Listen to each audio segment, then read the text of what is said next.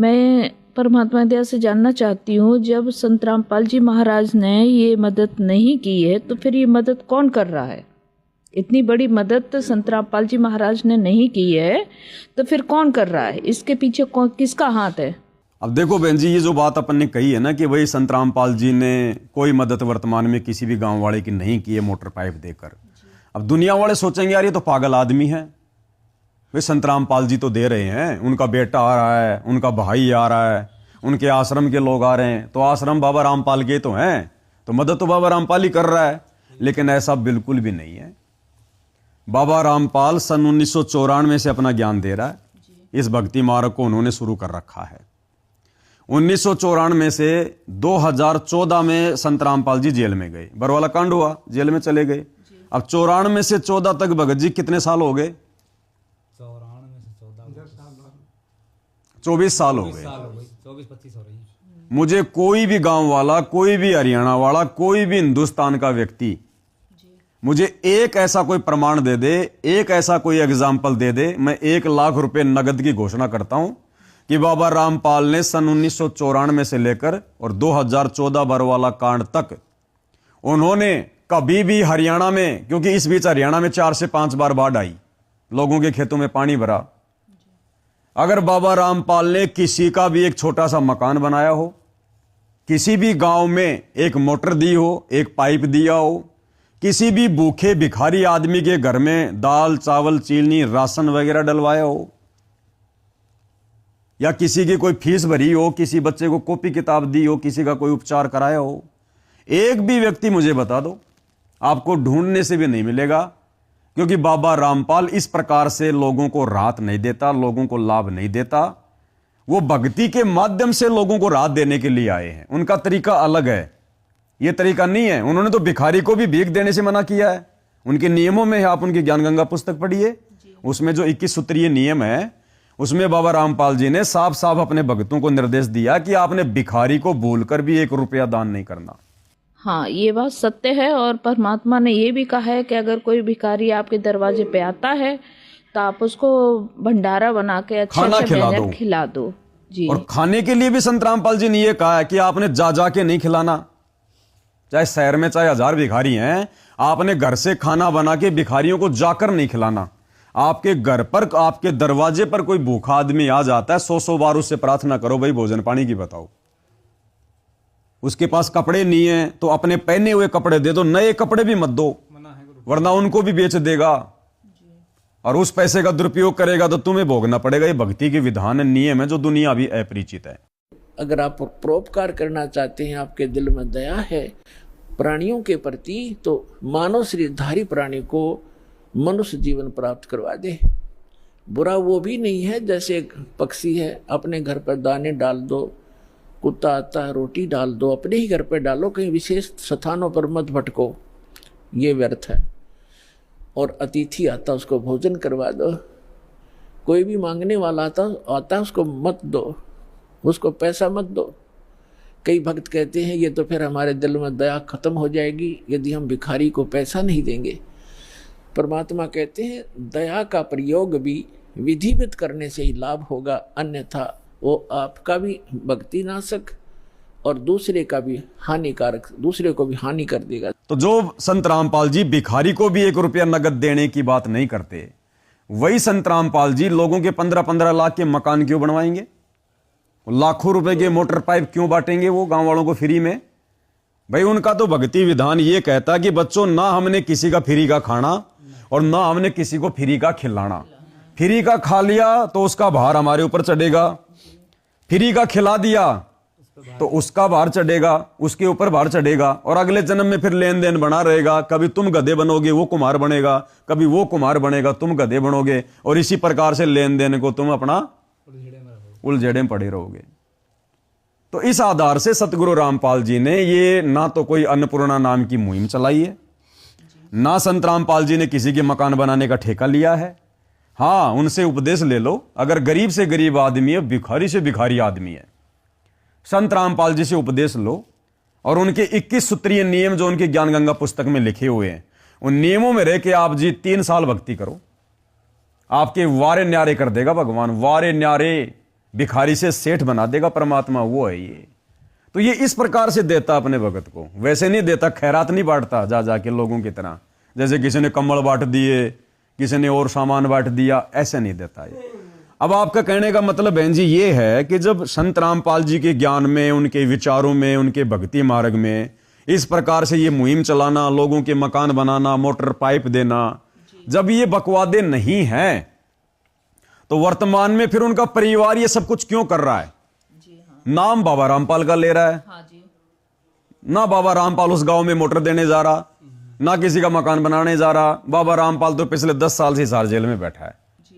और ना बाबा रामपाल का किसी ने ऐसा कोई ऑडियो सुना, ना कोई वीडियो सुना, ना बाबा रामपाल ने जेल से किसी मीडिया वाले को कहा कि भाई ये मुहिम मैंने चला रखी है, ये मोटर पाइप वगैरह मैं दे रहा हूं। ऐसा कुछ नहीं है। तो मेन सवाल अब ये खड़ा होगा कि अगर बाबा रामपाल नहीं दे रहा, नहीं कर रहा, नहीं उनके भक्ति में है, तो फिर उनके बेटा बेटी, भाई बंधु, रिश्तेदार, ये लोग फिर क्यों इस प्रकार से गांव में मोटर बांट रहे हैं, पाइप बांट रहे हैं, लोगों के मकान बना रहे हैं, जगह जगह राशन बांट रहे हैं, फिर बाबा रामपाल का सम्मान करवाते हैं, बड़ा चढ़ा के पेश कर रहे हैं, जबकि परमात्मा का आदेश ही नहीं है कि हमें किसी से मान सम्मान करना है और न करवाना। जो सच्चा संत होता है बहन जी, वो तो मान बढ़ाई का भूखा होता ही नहीं जी। और परमात्मा है तो परमात्मा तो अपने आप में सम्मानित है, उसका कौन क्या सम्मान कर देगा बताओ फिर। अब ये इसके पीछे का जो रीजन है, अब ये रीजन बहन जी संत रामपाल जी की 90% संगत को भी पता नहीं है। तो बताओ बेचारे गांव वालों को, नगर वालों को, देशवासियों को कहां से पता चलेगा भगत जी। अब ये मेन रीजन क्या है जी। अब देखो, अब ये भक्ति मार्ग है। अब जो चीजें आप और हमें समझ में आ गई वो जगत वालों को तो 10 साल पहले नहीं आनी। लेकिन इस संदेश के माध्यम से हमारे जो भगत भाई हैं, जो अभी भी उन आश्रम वालों के पीछे जो है वो फंसे हुए हैं, उनके कहने से चल रहे हैं, वो जरूर समझ जाएंगे थोड़ा थोड़ा। तो चक्कर क्या है बहन जी, भक्ति मार्ग में एक नियम है, एक रूल है, यदि आपने वास्तव में मोक्ष प्राप्त करना है तो जी। देखो, मोक्ष तो उसको भी कहते हैं जो मरने के बाद में स्वर्ग में चला गया, मोक्ष उसको भी कहते हैं जो ब्रह्मलोक में चला गया, लेकिन वो मोक्ष स्थायी नहीं है। अब गुरुजी ने हमें इस वेदों से, गीता से, पुराण से, शास्त्रों से समझा दिया कि बेटा वो पूर्ण मुक्ति नहीं है। पूर्ण मुक्ति है सतलोक की। जब तुम सचखंड चले जाओगे, सतलोक चले जाओगे, जहां पर आदरणीय जो है नानक जी गए थे, उस सतलोक में जब तुम चले जाओगे, फिर तुम्हें वापस लौटकर इस संसार में आना नहीं पड़ेगा, जन्म मरण के चक्कर में नहीं रहना, गधा कुत्ता सुअर नहीं बनना, सदा सदा के लिए उस लोक में जो यहां से अरबों खरबों गुना ज्यादा सुंदर, अच्छा, टिकाऊ, अविनाशी लोक है, उसमें मुफ्त में सारी सुविधा है। ना कोई राग द्वेष, ना ईर्ष्या, ना लड़ाई झगड़ा, ना मनमुटाव, ना मरना, ना बूढ़ा होना, ना कोई काम धंधा करना, कुछ नहीं।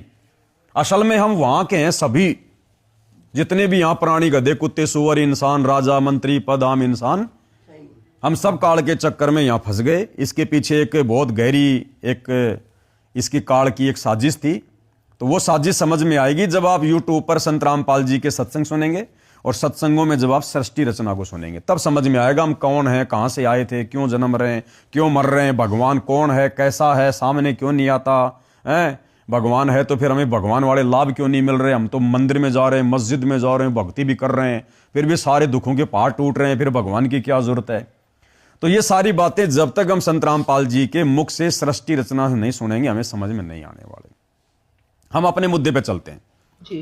फिर ये सारा सब कुछ आडंबर, पाखंड, ये बबंडर, जैसे दूसरे नकली संत अपनी महिमा बनवाने के लिए, जैसे राम रहीम जी पहले लोगों के मकान बनाया करते थे, नगर नगर में जाकर भक्तों को बसों में बैठाकर झाड़ू निकलवाया करते थे, सफाई अभियान चलाया करते थे। अब वो एक काम भाई बाबा रामपाल ने शुरू कर दिए लोगों की नजरों में, क्योंकि उनका परिवार कर रहा है तो लोग तो ये समझेंगे भैया तो बाबा रामपाल ही करवा रहा होगा। अब इसके पीछे बहन जी मेन रीजन क्या है, बाबा रामपाल जी का जो परिवार है वो बाबा रामपाल जी को असल में समझ ही नहीं पाया।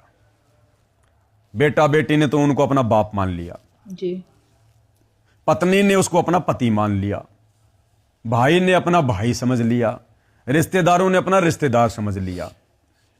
वो लोग कभी भी संत रामपाल जी को उस दृष्टि से नहीं देख पाए, नहीं समझ पाए जिस दृष्टि से भक्ति मार्ग में गुरु को देखना चाहिए। यानी गुरु गोविंद कर जानियो और रहिए शब्द समाए, मिले तो दंडवत बंदगी, नहीं तो पल पल ध्यान लगाए।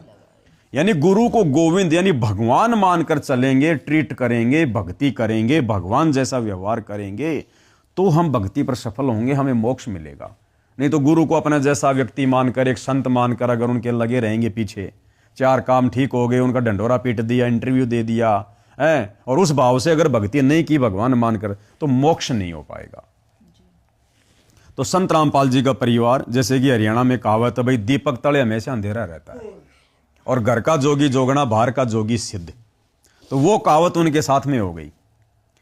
अब क्या है बहन जी, पिछले 10 साल से संत रामपाल जी को न्यायालय के द्वारा जमानत वगैरह नहीं मिल रही है।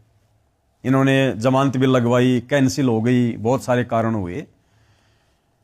अब ये लोग क्या कर रहे हैं, एक कोशिश में है कि जैसे तैसे करके संत रामपाल जी की जमानत हो जाए, क्योंकि ये संत रामपाल जी को एक आम व्यक्ति मान रहे हैं, एक आम संत मान रहे हैं। अब दुनिया में तो डंडोरा पीट रहे हैं कि संत रामपाल जी भगवान है, भगवान है। अगर तुम्हारी नजरों में, अगर तुम लोगों ने पहचान लिया कि संत रामपाल जी भगवान हैं, देखो वे तो भगवान हैं, नो डाउट। जी बिल्कुल।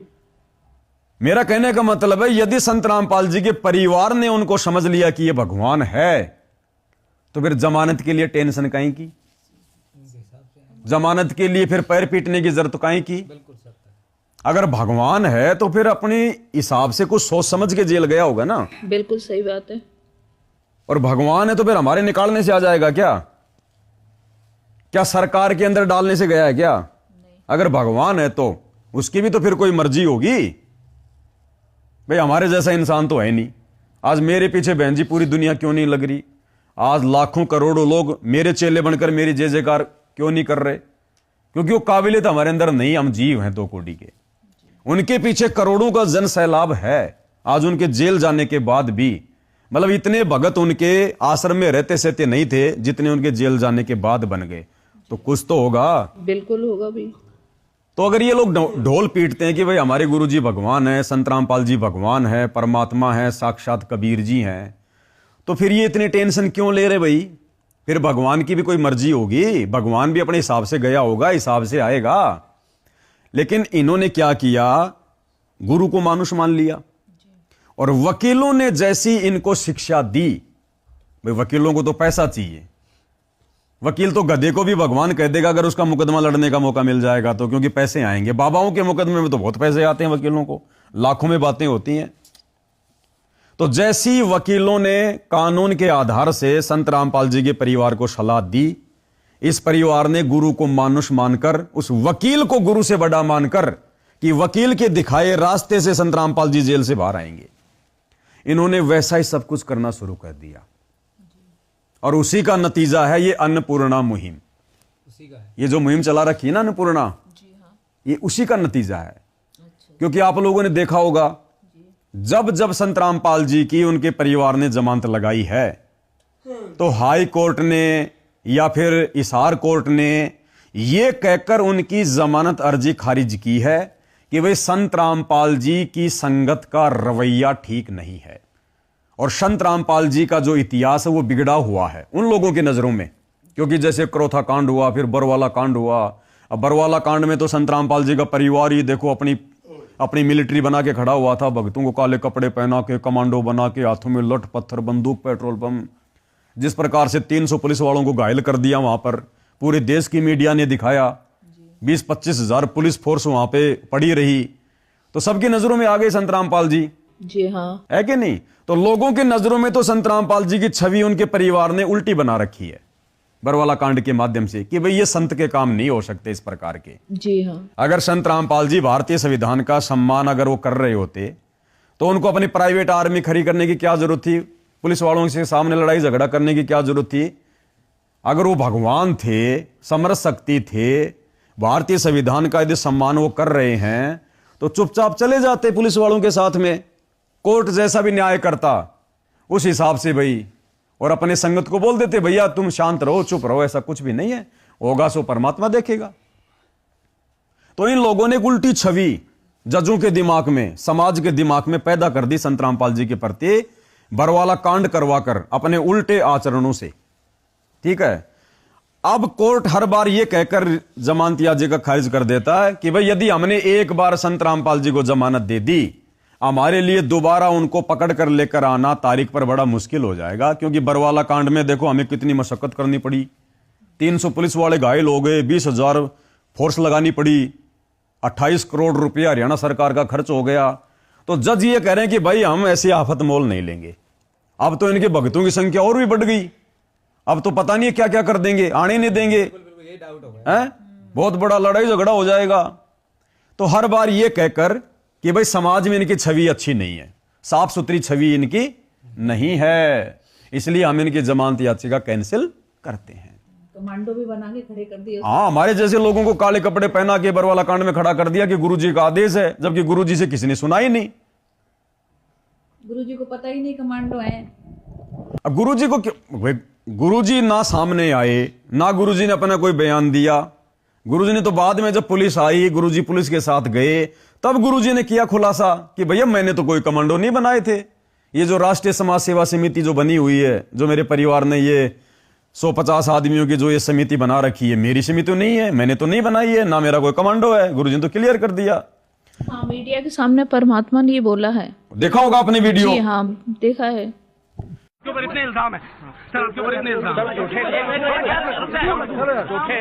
झूठे कैसे हैं आपके ऊपर? आपके गुंडे इतने खड़े थे वहाँ पे, हजारों आदमी हरियाणा पुलिस से। मेरे नीचे राष्ट्रीय समाज सेवा समिति नहीं तो आपकी समिति है। अरे आपकी समिति है बाबा, आप अपने आप को संत कहते हैं, आप संत कहने लायक भी है?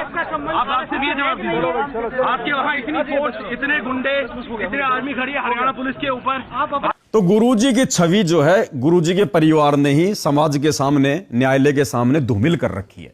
तो हर बार यह कहकर न्यायालय जमानत याचिका खारिज कर देता है कि भैया इनको पकड़ना दोबारा मुश्किल होगा, ये ठीक ठाक आदमी नहीं है। अब बहन जी बात क्या हुई, जब ये इनका प्रयास असफल रहा जी, तो गुरुजी के परिवार को, इन मंदबुद्धि व्यक्तियों को, क्योंकि जो गुरु को मनुष्य मानेगा वो मंदबुद्धि है, जो अपने गुरु की शिक्षा में ना चल के लोगों की शिक्षा पर चलेगा, वकील की शिक्षा पे चलेगा, वो महामंदबुद्धि आदमी है जी। तो वकीलों ने फिर मीटिंग करके ये सलाह दी सतलोक आश्रम वालों को कि भैया देखो, बार बार जमानत याचिका खारिज होने का एक ही कारण है, आप लोगों ने किसी भी तरह से संत रामपाल जी को सामाजिक व्यक्ति घोषित करना पड़ेगा। इसके लिए तुम समाज में अच्छे काम करने पड़ेंगे। संत रामपाल जी की छवि को तुमने साफ सुथरी बनाना पड़ेगा लोगों की नजरों में। इसलिए बहन जी इन लोगों ने संत रामपाल जी की जमानत करवाने के मकसद से, उनको मानुष समझकर और समाज में उनकी बिगड़ी हुई छवि को दोबारा से सुधारने के मकसद से, उन वकीलों की सलाह पर इन लोगों ने इस अन्नपूर्णा मुहिम की शुरुआत की कि हम 150 लोगों के अलग अलग गांव में मकान बना देंगे। और ये क्या करते हैं, आप लोगों ने देखा होगा, एक मकान बनवा दिया एक गांव में, और वो मकान बनवाने के बाद ये लोग कितने वीडियो बना बना के डालते हैं सोशल मीडिया पर। इन्होंने अपना एक चैनल बना रखा है। सामान भी तो लेके आते हैं भैया, सामान है ना, सामान भी तो देते हैं, मकान बनाते हैं, उसमें सारा पूरा सामान। पहले तो वो मकान बना दिया, मकान बनाएंगे उस समय कोई 10-15 वीडियो लंबे लंबे बना के डाल देंगे। देखो जी संत रामपाल जी किसी को भी बेसहारा नहीं रहने देंगे, उनकी अन्नपूर्णा मुहिम चली हुई है, कोई भी आदमी हो जिसके पास मकान नहीं है सतलोक आश्रम से संपर्क करे। ये वीडियो बना देंगे, संगत को वहां भेज देंगे, जहां पर 2 मजदूरों की जरूरत है वहां पर 50 भगत भेज देंगे। वो जयकारे लगा लगा के वीडियो बना बना के वहां पर ईंट पकड़ाते रहेंगे। फिर जब मकान बन जाएगा, फिर वहां के सरपंच को, यहाँ के विधायक को बुलाएंगे, उसके हाथ से ताली और चाबी दिलवाएंगे, फिर उसका वीडियो बनवाएंगे। 2-4-5 इन्होंने कोई जो मतलब यूट्यूबर हैं, उन यूट्यूबरों को इन्होंने वो पैसे पासे देकर इन्होंने वो कर रखा है कि भैया तुम्हारे को महीने का 50-60 हजार रुपये हम देंगे और तुम हमारी इस मुहिम के हर प्रकार की वीडियो बना बना के डालो।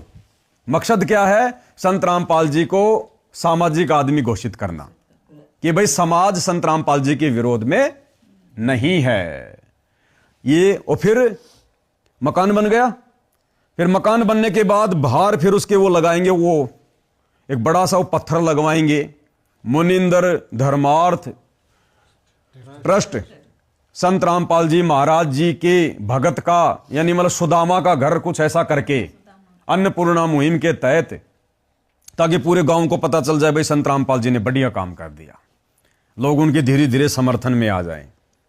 फिर उस घर में अलमारी, कूलर, एक खाट के ऊपर 2 किलो चावल, 2 किलो तेल, 2 किलो साबुन, ऐसे 20-25 आइटम रख देंगे।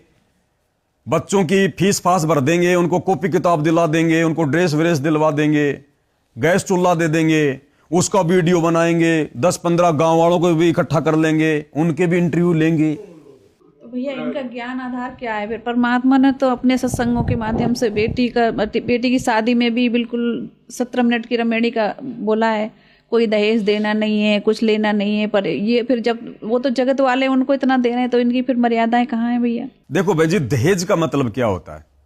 दहेज क्या होता? दहेज को ये नहीं है कि भाई आपने बेटी की शादी में गाड़ी दे दी, कूलर दे दिया, फ्रिज दे दिया, वो ही दहेज होता है। दहेज का मतलब होता है किसी को अनावश्यक सामान देना, बेमतलब का सामान देना किसी को, वो है दहेज। अब चलो, जगत वाले तो खाली दहेज ही दे रहे हैं अपनी बेटी के ब्याह में, ये आश्रम वाले दहेज तो दे रहे हैं, साथ में मकान भी बना के दे रहे हैं, ये तो डबल दहेज दे रहे हैं।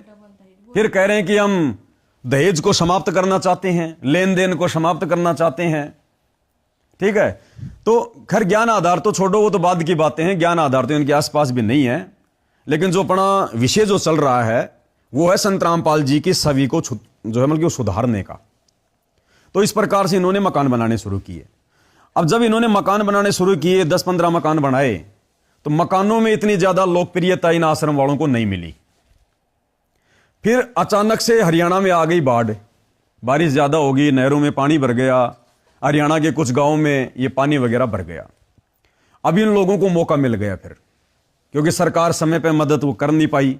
भाई सरकार के कुछ नियम होते हैं, सरकार पहले जांच करेगी, उसके बाद में सरकार अपने जो प्रतिनिधि होते हैं, कोई सरपंच है, कोई मुखिया है, विधायक है, उसके मार्फत अपनी सहायता वगैरह वो पहुंचाती है।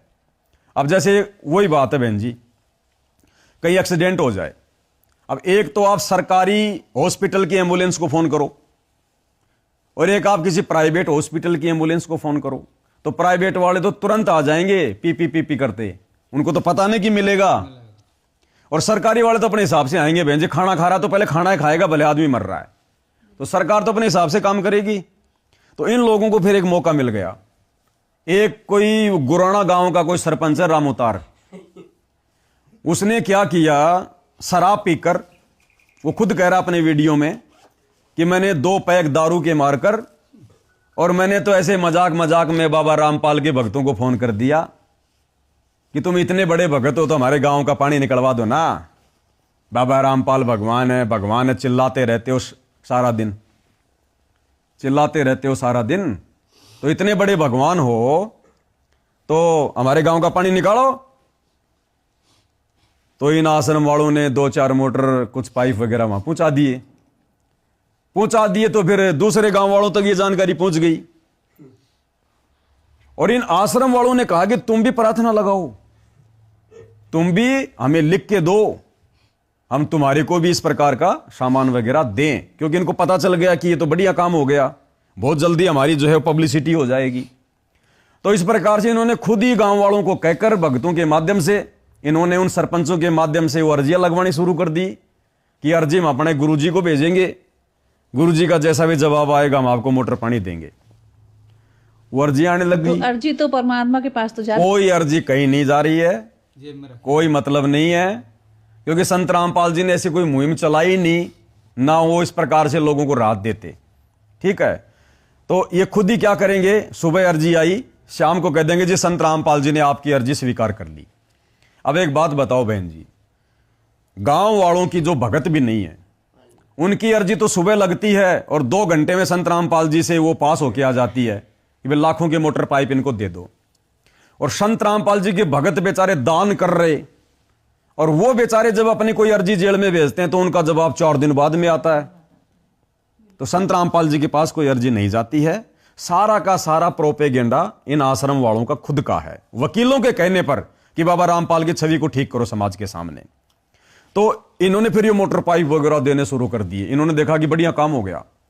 फिर इनके मन में क्या आया, गांव वालों के मन में नहीं आया कि हम बाबा रामपाल का सम्मान कर दें, मोटर पानी दे दिए, गांव का पानी निकाल दिया। नहीं, इन आश्रम वालों ने ही अपने लोगों के माध्यम से उन गांव वालों के अंदर यह प्रेरणा करी कि रे नालायकों, लाखों रुपए के मोटर पाइप लेकर तुम डकार भी नहीं मार रहे, कम से कम 10-15 आदमी इकट्ठे होकर बाबा रामपाल जी की फोटो का मान सम्मान तो कर दो। तो इस प्रकार से फिर भाई गांव वालों ने फिर क्या करें, इतना फर्ज तो गांव वालों को भी बनता है। फिर भाई लाखों रुपए दे दिए, सरकार ने मेरी मदद नहीं की, इन लोगों ने दे दिए, तो चलो ऐसा करो, मान सम्मान कर दो, अपना क्या जाता है। फिर साथ में आश्रम वालों ने यह भी उन गांव वालों से कहलवा दिया, अपने लोगों से, कि भाई तुम्हारी फिटकड़ी भी नहीं लगेगी, तुम तो केवल मान सम्मान करने के लिए जो डेट हम तुम्हें बताएं उस डेट को तुम तैयार रहो। तुम जिस जगह पर मान सम्मान तुम करोगे वहां पर चाहे 5 लाख का टेंट लगो, चाहे 20 लाख का लगो, वो हम शतलोक आश्रम वाले लगाएंगे। आने वालों के लिए खाने पीने की, लड्डू की, चाय पानी की सारी व्यवस्था हम करेंगे। आप देख रहे हो ना, शतलोक आश्रमों में हजारों भाई बहन इकट्ठे होकर वो लड्डू बना रहे होते हैं कि फलानी फलानी जगह गुरु जी को सम्मानित किया जाएगा।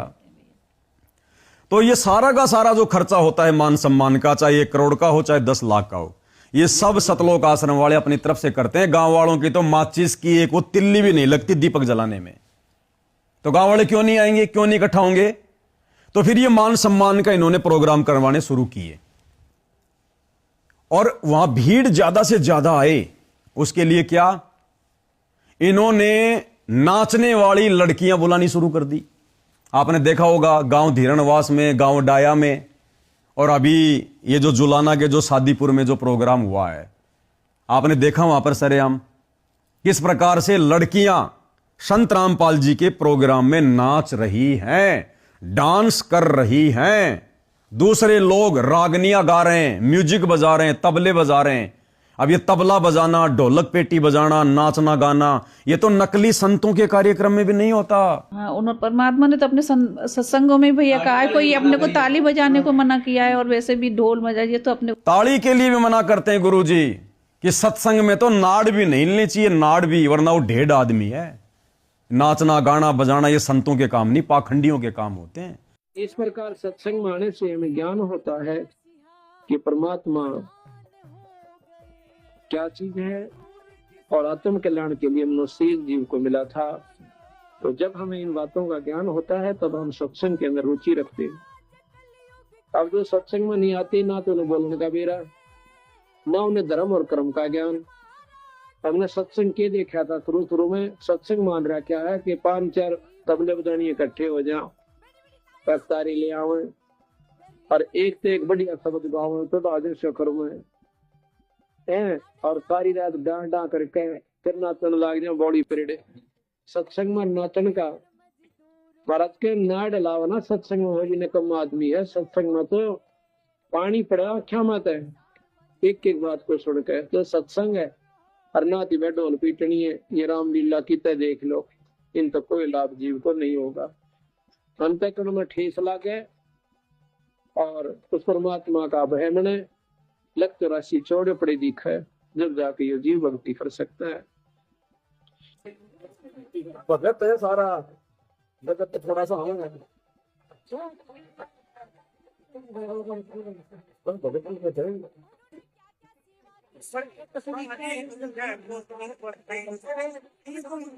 भगत ही रहा है। अब इस पाखंड को तो खत्म करने के लिए गुरुजी आए। तो इन लोगों ने बहन जी इस प्रकार से इस अन्नपूर्णा मुहिम को चलाया है। यह अन्नपूर्णा मुहिम संत रामपाल जी के आदेश से, उनकी तरफ से नहीं है। उनके परिवार वाले उनको मानुष मानकर वकीलों की सलाह पर, ताकि संत रामपाल जी को जमानत मिल जाए। उससे पहले इन्होंने हरियाणा की बीजेपी सरकार के पैर पकड़ लिए, क्योंकि बीजेपी सरकार है और एक जो व्यक्ति है जो जेल मंत्री था, अब तो शायद उसको हटा दिया गया है, क्या नाम था उसका, हाँ, डॉक्टर अरविंद शर्मा, जो हरियाणा सरकार में जेल मंत्री था। उसके साथ देखो इन्होंने किस प्रकार से यारी दोस्ती करी।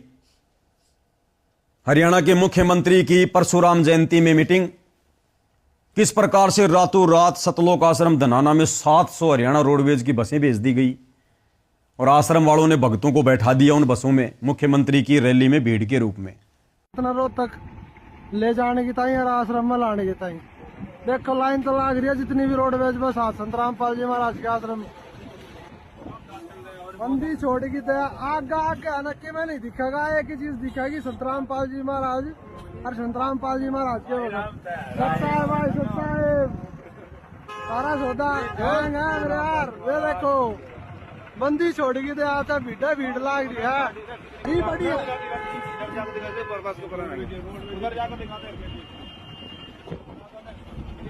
ये देखो वहाँ लाइन तो लाग रही है रोड पे लाइन तो लाग रही है देखो ये देखो कितनी बस लाग रही है लाइन पर। ये सारी संतराम पाल जी महाराज के आश्रम में लाग रही है बस भाई परमात्मा ने सुचारू कर रखा है किसी पर। तो ये सारे के सारे जो भक्ति विरुद्ध जो काम है यानी संत रामपाल जी के मार्ग में राजनीति का भी कोई लेना देना नहीं है, लेकिन इन लोगों ने संत रामपाल जी को मानुष मानकर उनकी जमानत के लिए इन्होंने सरकार के आगे भी नतमस्तक होना स्वीकार कर लिया। तो ये जितने भी जो ये पाखंड चल रहे हैं, ये प्रोपेगेंडा चल रहे हैं, अन्नपूर्णा मुहिम के नाम पर मोटर पाइप देना, फिर संत रामपाल जी का मान सम्मान करवाना, अब आप क्या देख रहे हो उन मान सम्मान के कार्यक्रम में? आप जी क्या देख रहे हो? गांव वाले क्या कह रहे हैं?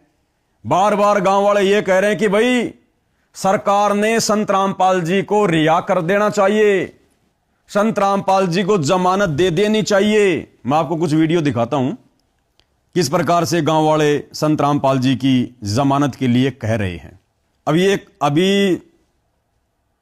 अभी क्या कल 28 दिसंबर को जुलाना के सादीपुर गांव में वही मान सम्मान का प्रोग्राम था, हजारों की संख्या में लोग आए हुए थे। अच्छा, गांव वालों से ज्यादा भक्तों की भीड़ होती है, क्यों भगत जी? भक्तों की होती है, बिल्कुल बिल्कुल भक्तों की होती है। भगत होते हैं 10,000 तो गांव वाले केवल 2,000 और पेश ये कर दिया जाता है कि भाई ये तो गांव वाले आए हैं संत रामपाल जी का सम्मान करने के लिए, क्योंकि इन्होंने तो माहौल बनाना ना। फिर ये क्या करेंगे? आप देख रहे हो कोई मीडिया नहीं आती, कोई भी नेशनल टीवी चैनल इनके मान सम्मान के कार्यक्रम को कवर करने के लिए नहीं आता।